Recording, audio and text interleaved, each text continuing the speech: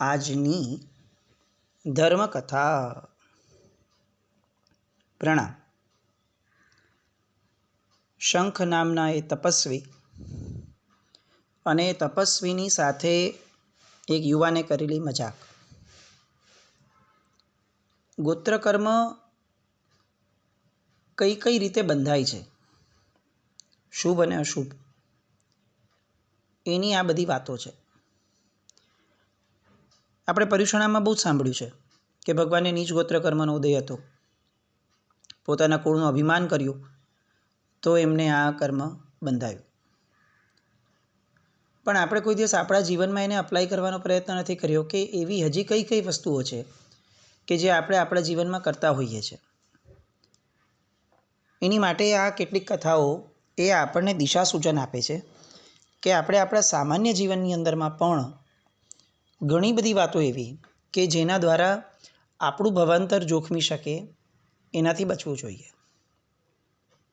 આ યુવાને રસ્તે ચાલતા સાધુ ભગવંત મુનિ ભગવંતની મજાક કરી.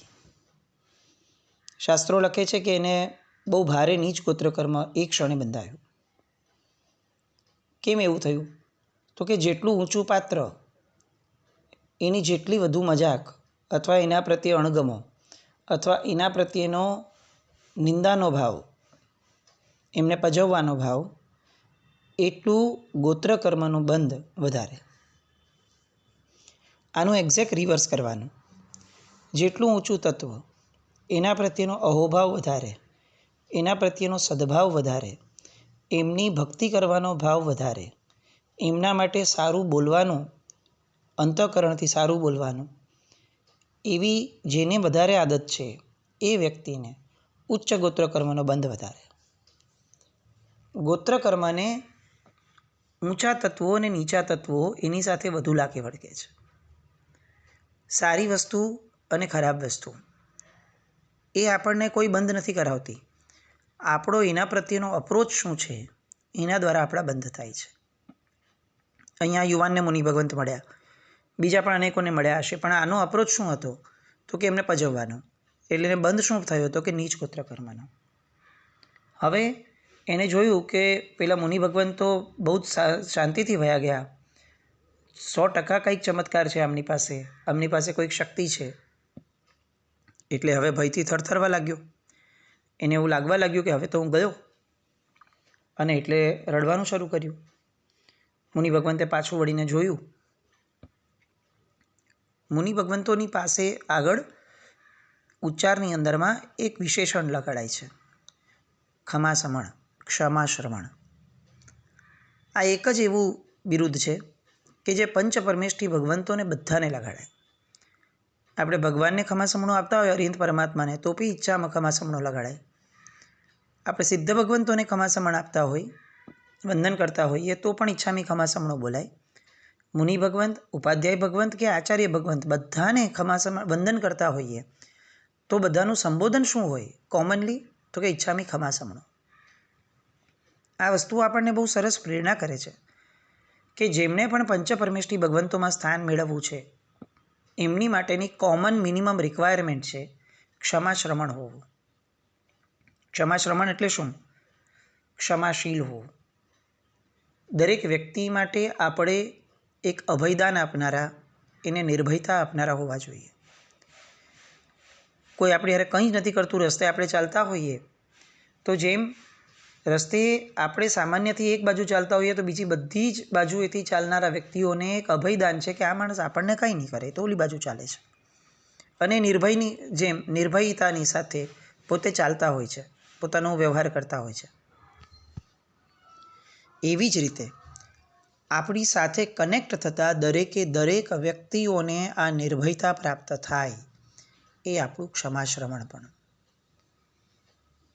એક પણ વ્યક્તિને એવું ન લાગે કે આ માણસ મને હર્ટ કરશે, શબ્દથી, મનથી અથવા વર્તનથી, કોઈ પણ પ્રકારે નહીં. આપણા ઘરમાં રહેતા એક પણ વ્યક્તિને આપણાથી ભય ન લાગવો જોઈએ કે આ એવા, એ ભગવાન હવે તો તકલીફ ઊભી કરશે, આ આમ કરશે, તેમ કરશે, ગયા વખતે એમણે આમ કર્યું હતું, આમને આવું મળે છે ને પછી એકદમ આવું કરવા લાગે છે. આવી જેટલી પણ છાપો આપણા માટે લોકોએ ઊભી કરી છે, એ બધી જ આપણને સતત નીચ ગોત્રકર્મ બંધાવે છે. જો એ છાપોને આપણે ઊભી થવા દીધી છે તો બહુ જ ચકાસણીપૂર્વક જીવન હોવું જોઈએ. આ નીચ ગોત્રકર્મ એ ઇઝીલી લેવા જેવી વસ્તુઓ નથી.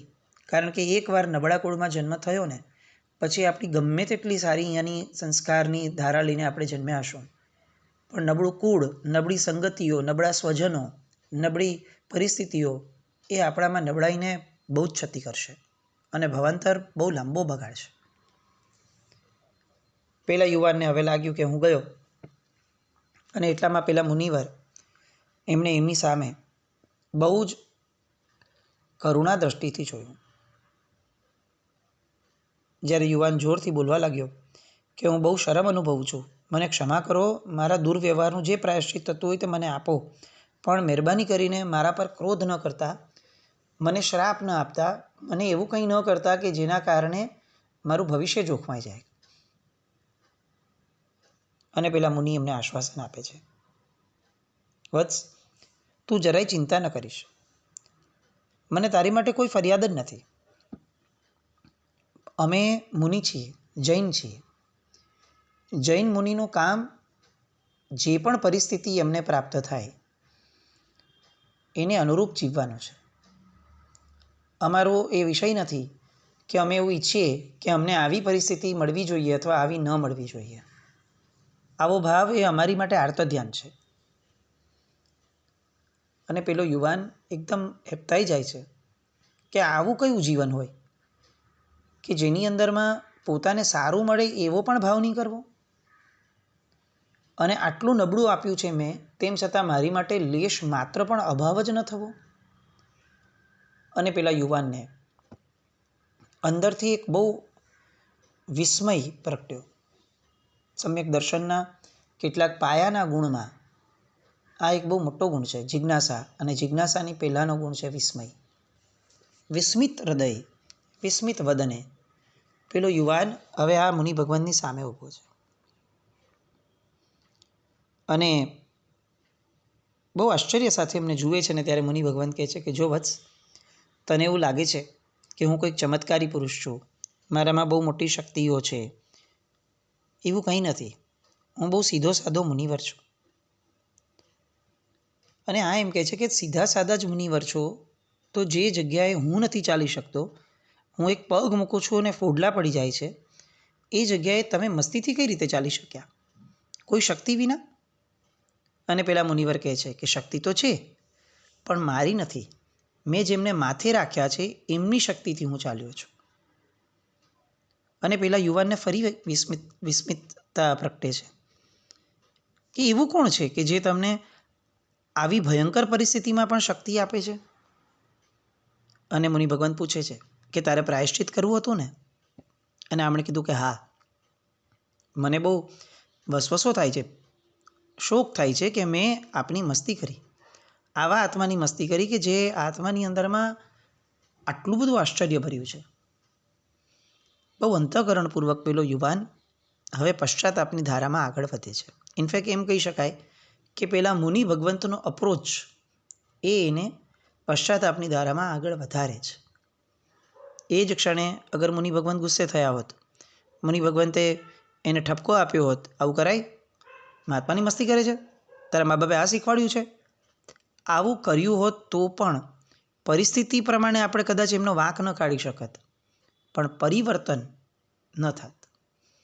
પરિવર્તન તો જ થયું જો એ સમયે મુનિ ભગવંતે ક્ષમા રાખી. આ એક લેન્ડમાર્ક સિચ્યુએશન આપણે આપણા જીવનમાં સમજવા જેવી છે. જે લોકોને પણ મનની અંદરમાં આવો ભાવ છે ને કે ગુસ્સો ન કરીએ ત્યાં સુધી માણસો સમજતા નથી, એ લોકોએ આ શંખ મુનિને જીવનભર યાદ રાખવા જેવા છે. મુનિ ભગવંતે ધારા આગળ વધારી કે એ જે છત્ર છે ને, એ છત્રએ મને આ તડકાની અંદરમાં રાહત આપી. અને આ યુવાન પૂછે છે કે એવું કયું છત્ર છે? તો કે મારા દેવનું છત્ર, મારા ગુરુનું છત્ર, અને જે ધર્મ સર્વજ્ઞ પ્રણીત મેં ધર્મ સ્વીકાર્યો છે એનું છત્ર. તો મને દેવ પાસે લઈ જાઓ અને મને પણ એ દેવનું છત્ર આપો. પેલો યુવાન કહે છે. અને મુનિ ભગવંત કહે છે કે દેવ પાસે પહોંચતા પહેલાં તારે ગુરુ ભગવંતનું શરણું લેવું પડશે. અને ગુરુ ભગવંતના શરણે જતાં પહેલાં સર્વજ્ઞ પ્રણીત ધર્મ જે છે એ ધર્મને સ્વીકારવો પડશે. અને ગુરુ ભગવંતનું સાચું શરણું એ જો ખરેખર તને ખપતું હોય તો તારે મારી જેમ પ્રવજ્યા લેવી પડશે. અને આ યુવાન, જેનું નામ હતું સોમદત્ત, જે નગરના પુરોહિતનો પુત્ર હતો, પોતે અલગ ધર્મનો છે અને આ જે વાત કરે છે એ અલગ ધર્મ છે. એ સામાન્ય રીતે પૂછે છે કે હું જૈન નથી, તમે મને કહો છો સર્વજ્ઞ ધર્મનો સ્વીકાર, પણ હું તમારા ધર્મનો વ્યક્તિ નથી, હું અલગ ધર્મનો વ્યક્તિ છું, બ્રાહ્મણ છું. અને ત્યારે મુનિ ભગવંત કહે છે કે વિતરાગ પરમાત્માના ધર્મના સંઘોની અંદરમાં જ્ઞાતિ અને જાતિનો કોઈ ભેદભાવ હોતો નથી. કોઈ પણ વ્યક્તિ દીક્ષા લઈ શકે છે. બસ એનામાં એ દીક્ષા માટેની જેટલી યોગ્યતાઓ કીધી છે એ હોવી જોઈએ. આ એ પૂછ્યું કે મારામાં છે? તો કે હા, અત્યારે તારા વદન પર આ યોગ્યતાઓ દેખાય છે, અને તેમ છતાં તું ચાલ મારી સાથે, મારા ગુરુને તારો મેળાપ કરાવો. જો મારા ગુરુ તને દીક્ષા આપતા હોય તો તારો સ્વીકાર થશે. પુરોહિતનો પુત્ર ત્યાંથી જ રવાના થયો પેલા મહાત્માની સાથે. ઘરે કહેવા માટે ન ગયો કે હું હવે જરા દીક્ષા લઉં છું. કોઈ બહુમાન સમારંભ કે વિદાય સમારંભ પણ ન કર્યો. જ્યારે જે સમયે શુભતા પ્રગટે એ સમયે નીકળી જવું એ શ્રેષ્ઠ છે, એ શ્રેષ્ઠ મુહૂર્ત છે. અને પેલા પુરોહિત પુત્રએ એ મુહૂર્ત સાચવી લીધું. એ સોમદત્તને મુનિ ભગવંત પોતાના ગુરુ પાસે લઈ ગયા. મુનિ ભગવંતે આખી વાત કીધી અને એમના ગુરુએ એને યોગ્ય જાણ્યો અને દીક્ષા આપી. હવે આ દીક્ષા જીવનનું પાલન સોમદત્ત બહુ સરસ રીતે કરે છે. આપણને એવું લાગે કે ખાધું પીધું ને રાજ કર્યું, વાર્તા પૂરી થઈ હશે, પણ ના. જીવનની અંદરમાં કેટલાક ભાવો જેને આપણે ઘૂંટ્યા છે ને એ ક્યારેક ને ક્યારેક ઉદયમાં આવી જાય છે. અને એટલે જ કોઈ પણ ભાવને વેટેજ આપતા પહેલાં આપણે વિચાર કરવો જોઈએ કે આ જ્યારે ઉદયમાં આવશે ત્યારે મારી સ્થિતિ શું કરશે. તમે જુઓ, અત્યારે એક્ઝેક્ટ આખી પરિસ્થિતિ એકદમ સ્ટ્રેટ ફોરવર્ડ સોર્ટેડ છે, કંઈ જ પ્રોબ્લેમ નથી. એમણે દીક્ષા લઈ લીધી. આ યુવાને સરસ મજાનું દીક્ષા ધર્મનું પાલન કરી રહ્યો છે. એના મનમાં પેલાનો કોઈ રંજ નથી, પેલી કોઈ વાત નથી, કંઈ જ નથી. પણ પોતે જ્યારે પુરોહિત પુત્ર હતો એ સમયે એણે એક ભાવ ઘૂંટેલો કે અમે બ્રાહ્મણ છીએ તો અમે ઊંચા છીએ. આ ભાવ હવે એને અચાનક ઉદયમાં આવ્યો. અને સાધુ જીવનની કેટલીક ક્રિયાઓ, એ ક્રિયાઓની અંદરમાં એને એવું લાગ્યું કે આવું ન કરવું જોઈએ. ગમે તેમ તો હું બ્રાહ્મણ છું, ભલે હું જૈન મુનિ થયો પણ જન્મથી તો હું બ્રાહ્મણ છે. અને એટલે આ બધી વસ્તુઓમાં એનું મન કેટલેક અંશે ભળ્યું નહીં, અલગ રાખ્યો. આવા કેટલાક મુનિ ભગવંતો કે જે લોકો મેલા કપડામાં હોય કે આવી રીતે શરીર પર મેલ હોય એમને જોઈ અને કેટલેક અંશે એને અભાવ અને દુર્ભાવ થવા લાગ્યો. પોતે જીવન છોડ્યું નથી, સાધુ જીવનમાં જ છે, પણ હું બ્રાહ્મણ છું, હું આ બધાથી ઊંચો છું. આવો એક જન્મજાત ભાવ જે એને ઠસાવવામાં આવ્યો હતો કે બ્રાહ્મણો સૌથી ઊંચા, એ ભાવ એના મનમાં આંતરિક અભ્યંતર રીતે ઘૂંટાતો રહ્યો. એના કારણે શું થયું તો કે બ્રાહ્મણો જગતના સૌથી શ્રેષ્ઠ જાતિના લોકો હોય છે, આવું એના જીવનની અંદરમાં, મનની અંદરમાં અહંકારનું જે બીજ પડ્યું હતું એ બીજ મોટું થતું રહ્યું જીવનભર અંદર જ. પણ હવે જ્યારે આવતો ભવ આવ્યો, એ ભવ પૂરો થયો અને આવતો ભવ આવ્યો ત્યારે એને કાળધર્મ થયો અને ત્યાંથી ગયા દેવલોકમાં. પણ દેવલોકના ભવ પછીથી ગંગા નદીના કિનારે સ્મશાનમાં કામ કરતા બલકોટ નામના એક ચંડાળની ગૌરી નામની પત્નીની કુક્ષીએ એનો જન્મ થયો. આપણને આમ આઘાત લાગે. એક સેટ અને સોર્ટેડ લાઈફ હતી. એણે ખોટું કર્યું મહાત્મા સાથે, તરત પશ્ચાતાપ કર્યો અને પછી દીક્ષા લઈ લીધી. કેટલી સારી વસ્તુઓ થઈ. હવે લાઈફને એણે સ્મૂથ ચલાવવામાં એને વાંધો શું હતો? પણ ના, જીવ થોડોક પણ ગાફેલ થાય ને પછી ઊંચામાં ઊંચી પોઝિશન પર આવ્યા પછી પણ નીચે પટકવામાં કર્મ એને છોડતું નથી. આ મોહનીય કર્મએ ત્યાં એનો રોલ પ્લે ચાલુ કર્યો કે તું તો બ્રાહ્મણ ઊંચો, અને મોહનીય કર્મની લપેટમાં ફસાઈ ગયા.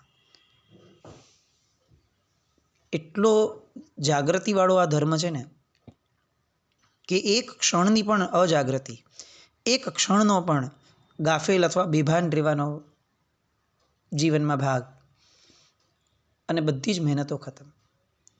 99 પર પહોંચ્યા પછીથી એક ભૂલ અને 0થી સ્ટાર્ટ કરવાનું. હવે પરિસ્થિતિ જુઓ.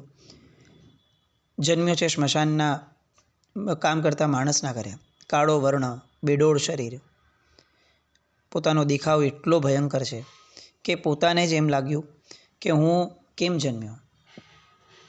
સ્વજનોમાં અપ્રિય, બંધુજનોમાં અપ્રિય, જ્ઞાતિબંધુઓમાં અપ્રિય, બધામાં અપ્રિય. આ નીચ ગોત્ર કર્મનો ઉદય એ એને અપ્રિયતા અપાવે જ રાખતો હતો. અને પોતાનું મન એ સમયે આ અપ્રિયતાના બહુ જ વિહવળતામાં અને વિરોધમાં હતું. કેવું લાગે? એક સમયનો સાધુ, ભલે એ કાળધર્મ પામ્યા પછીથી ચારિત્રના પરિણામમાં કાળધર્મ પામ્યા હતા એટલે દેવલોકમાં ગયા, પણ દેવલોકમાંથી પછી પેલા નીચગોત્ર કર્મના આધારે એ આવા ભાવમાં આવ્યા. નીચગોત્ર કર્મ કોઈને છોડતું નથી. આપણે એવું વિચારીએ છીએ કે ભગવાનને નથી છોડતું, વાત સાચી છે, પણ એને અન્વયે જે શીખવાનું છે એ આ છે કે એ આપણને કેમ છોડશે? પ્રબળ પુણ્યશાળી કે જેમના જીવનમાં બીજા બધા પાસા બેસ્ટ છે, જો એમને નથી છોડતું તો આપણા જેવા વ્યક્તિઓ કે જેનું એક પાસું શ્રેષ્ઠ નથી, એક પાસું એવું વખાણવા લાયક નથી, એવા વ્યક્તિઓ જો કોઈ મદ કરશે, કોઈ વસ્તુઓ પર તેનો અહમ પોષશે, તો પછી આપણું ભવાંતરમાં બચાવનારું કોણ? આને કોણે બચાવ્યો? તો કે કોઈએ નહીં. જીવનનો બહુ મોટો સમય આ વિહવળતા, સંક્લેશ, આર્ત ધ્યાન એની અંદરમાં વિતાવવા લાગ્યો. પણ દરેક કર્મનો એક અંત છે, અને પોતે ગમે તેમ તો ચારિત્ર પાડ્યું છે, પશ્ચાતાપ કર્યો છે. પેલા મુનિ ભગવંતે જ્યારે સમજાવ્યું હતું એ સમયે એને ભાવ તો થયો હતો કે આ બહુ સારો ને સાચો ધર્મ છે, અને જીવનમાં એક પણ ભાવ નિષ્ફળ નથી જતો, સારો પણ અને ખરાબ પણ. જો ખરાબ ભાવ કર્યો તો ભવની અંદર, નેક્સ્ટ ભવની અંદરમાં ખરાબ વસ્તુઓ મળી. એમ સારો ભાવ કર્યો હતો મુનિપણાના સ્વીકાર પહેલાં, તો શું થયું? તો કે સારો ભાવ અચાનક ઉદયમાં આવ્યો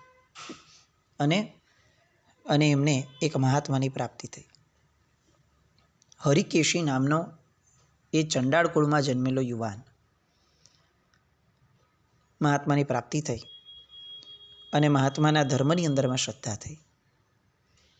વિતરાગનો ધર્મ સ્વીકાર્યો, સંઘની અંદરમાં જોડાયા, ઉત્તમ રીતે ચારિત્રનું પાલન કર્યું, મહામુનિ તરીકે ઓળખાયા, પંકાયા. આજે એ જ હરિકેશી, એમના કેટલા બધા ગાયનો, એમનો આખો ને આખો રાસ જૈન સંઘોમાં પ્રચલિત છે. આપણે જીવનની અંદરમાં આ શીખવાનું છે. એકવાર સારું કર્યા પછીથી એવું નહીં માની લેવું કે બસ હવે બધું ખાધું પીધું ને રાજ કર્યો. ના, આ ક્ષણ ક્ષણની જાગૃતિ માંગે ને એવો માર્ગ છે. ખાલી પેલા યુવાને દીક્ષા લઈ લીધી અને પછી જુલસાથી રહ્યો, સુખેથી વિચારીને ચાલતો હતો કે હવે શું, મારું તો પશ્ચાતાપ થઈ ગયું, બધું બરાબર છે, પણ ઓલો મનનો ભાવ એ કેટલો નડ્યો એના પછીના ભાવમાં. અને બીજી અપેક્ષા એમ વિચારીએ કે આપણે એવું કરીએ કે હવે આટલું આશાતના સાથેનું ચારિત્ર પાડ્યું છે તો શું કામનું, લો હવે આવા બધા ચારિત્રનો શો અર્થ? પણ આપણને એ ભાવ પણ દેખાયો કે ભલે આશાતના સાથે પાડ્યું, પણ ચારિત્ર પાડ્યું હતું ને, તો ચારિત્ર ઉદયમાં આવ્યું. એક પણ ભાવ નિષ્ફળ નથી. અને એટલે જ મનમાં નબળો ભાવ લાવતા પહેલાં આપણે વિચારવાનું છે કે આ ક્યારેય નિષ્ફળ નહીં જાય. કદાચ મારી માટે આ ટાઈમપાસ છે કે ઠીક છે ને, આવું વિચારી લીધું તો એમાં શું ફરક પડે છે, એ ઉદયમાં આવશે જ. એક પણ ક્રિયા, એક પણ વિચાર, એક પણ શબ્દ એ નિષ્ફળ નથી. બાય એની ચાન્સ પણ કોઈની માટે નબળો શબ્દ બોલી લીધો છે ને આપણે એમ લાગે કે હા ભાઈ હવે ગુસ્સામાં બોલાઈ ગયું, ઠીક છે ને એમાં શું છે, એને યાદ નથી. યસ, એને યાદ નથી, પણ કર્મને યાદ છે. આ બધી વાતો આ હરિકેશી એના દ્રષ્ટાંત પરથી આપણે સમજી અને આપણા જીવનમાં ક્યારેય આપણને નીચ ગોત્ર કર્મ ન બંધાય એવી સાવચેતી આપણે પ્રગટાવીએ. આપણા જીવનમાં હંમેશા આપણે ઉચ્ચ તત્વો પ્રત્યેનો અહોભાવ કેળવી શકીએ અને ઉચ્ચ ગોત્ર કર્મ પામી અને ધર્મ માટેની અનુકૂળતાઓ પ્રાપ્ત કરી શકીએ. બસ આવું કંઈક આપણે જીવનમાં પ્રાપ્ત કરીએ એવી વિચારણા સાથે જીનાકના વિરુદ્ધ કંઈ પણ બોલાય તો મિચ્છામિ દુક્કડમ. જૈનમ જયતિ.